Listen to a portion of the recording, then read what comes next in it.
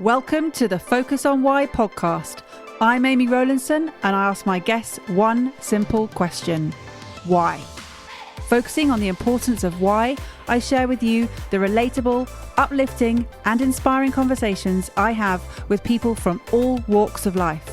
This podcast will encourage you to focus on your why to enable and empower you to achieve the success you desire. Have a purpose, have a plan, focus on why.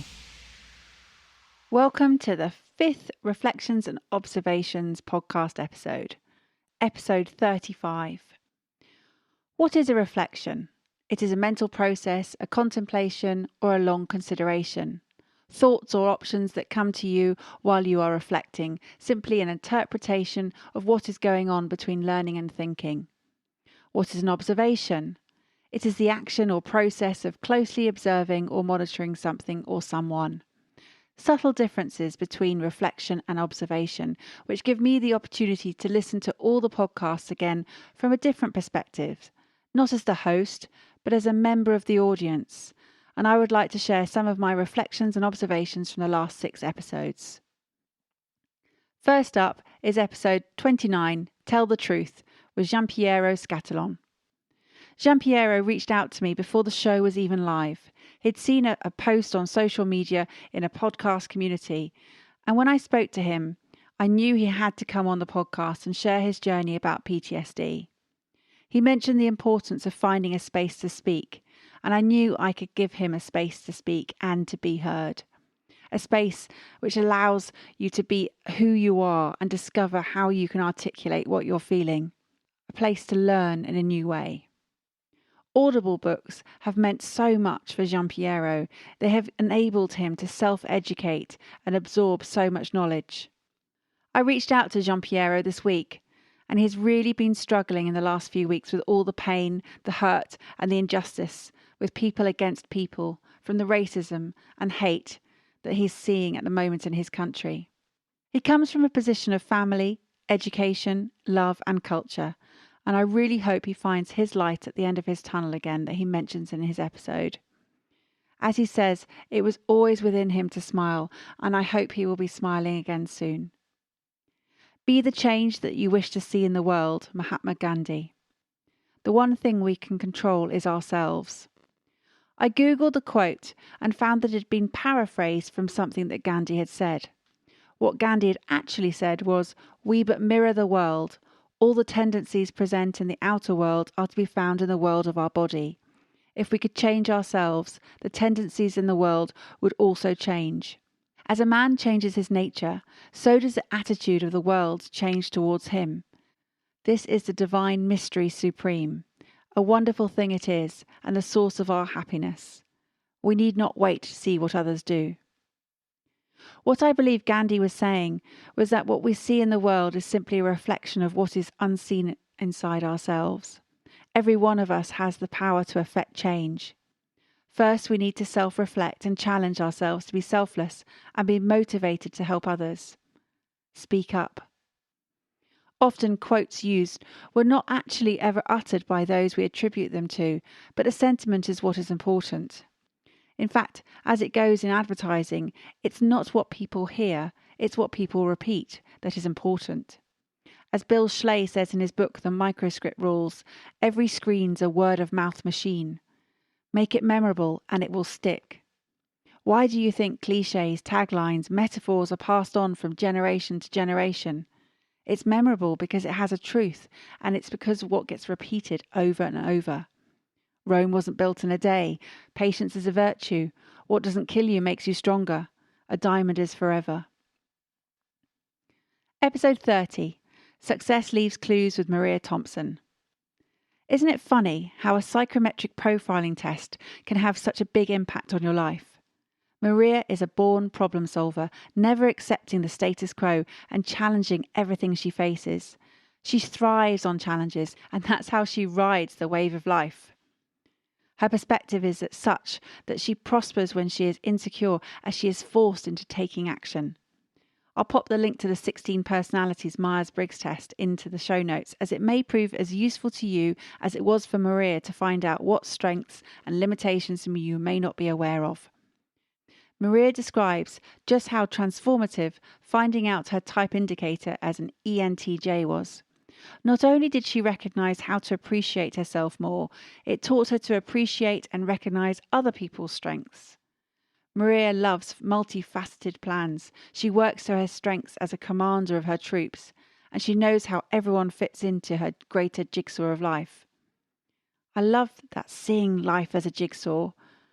The picture is not always clear, and we often have pieces that we force to fit in because we're impatient. But if we wait, ask for help from others, and recognise how they can help us to find more pieces, together we can complete our jigsaw.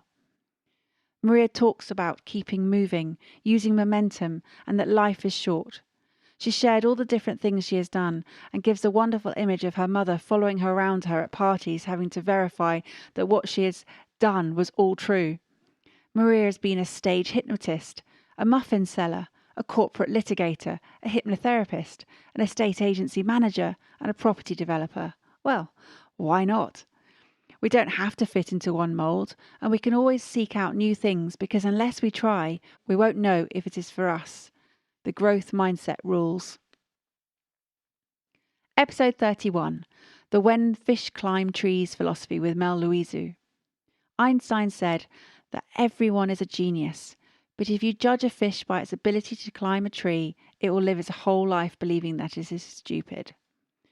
Have you seen the cartoon image representing our education system with a bird, monkey, penguin, elephant, fish in a bowl, dog and a seal all lined up in front of the desk, with a man sat explaining that to have a fair selection, everybody has to take the same exam and to please climb the tree?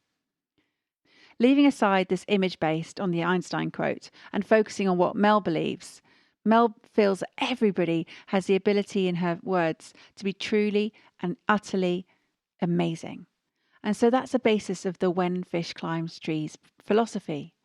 Open the door to change. You can open the door and people can step through it.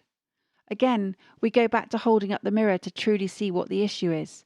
Engagement, communication and conversation are at the heart of the matter. Moving people from the can't to the can attitude is no mean feat. Mel talks of how people know how they want a life of no regrets, yet find it difficult to fathom how to create the life they want. Mel urges you to be brave and to make the changes to ensure that you live a life with no regrets. Episode 32. Follow Your Dreams with Keith Harris. Keith Harris is the antithesis of celebrity.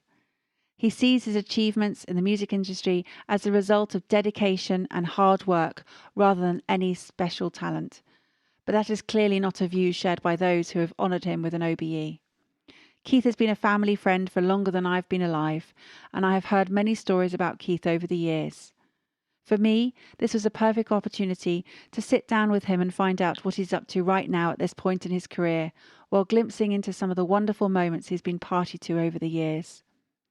Despite stepping back from some of his commitments, he is still very active in driving change for the next BAME generation.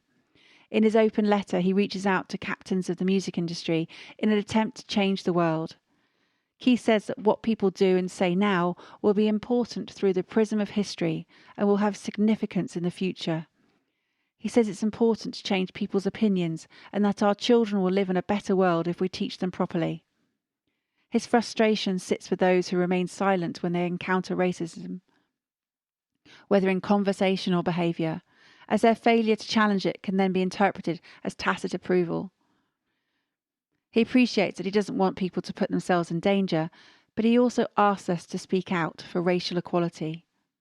In reflection, we are all connected within 6 degrees of separation. The concept has always fascinated me in that we are all connected in just 6 or less connections. We are all a friend of a friend. Therefore, essentially, are we not all friends? Well, if that's the case, then please let's share this message amongst friends. We cannot tolerate racism. I ask you what you can do to effect change to maintain long-term awareness of racism. Will you challenge people and call them out whenever we can? I know I do and will continue to do so because, as Keith says, it is really important to make sure this is not another false dawn. Episode 33.